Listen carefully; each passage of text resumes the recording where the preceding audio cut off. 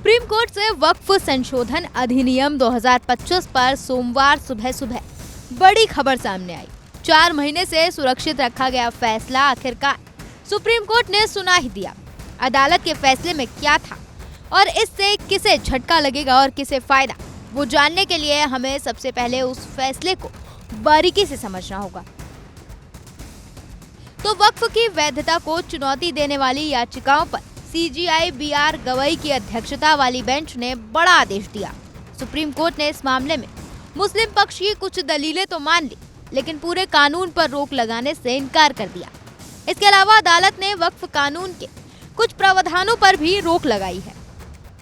The Supreme Court has first found that there is a prima facie case for stay on certain provisions. They have not stayed all the provisions, the complete act, but certain provisions have been stayed, like the provision that said that you have to be a Muslim for 5 years have been stayed because there is no mechanism to determine whether the same can happen or not, to determine whether someone has been a Muslim for 5 years or not.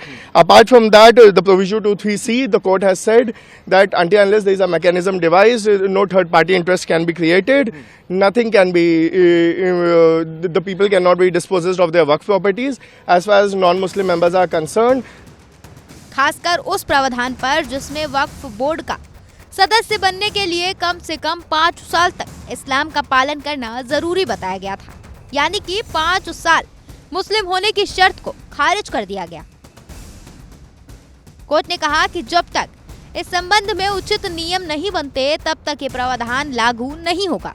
वक्फ संपत्तियों को लेकर collector के अधिकारों पर भी supreme court ने आदेश दिया।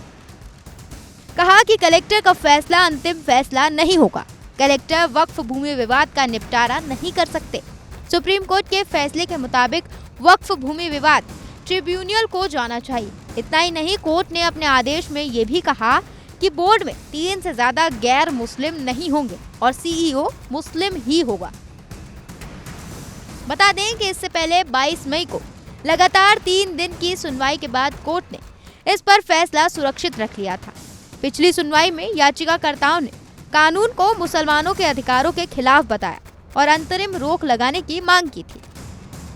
वहीं केंद्र सरकार ने कानून के पक्ष में दलीलें रखी थी। फिलहाल अब वक्फ एक्ट पर सुप्रीम कोर्ट का जो फैसला आया है, उससे देश में नई बहस तेज हो गई है।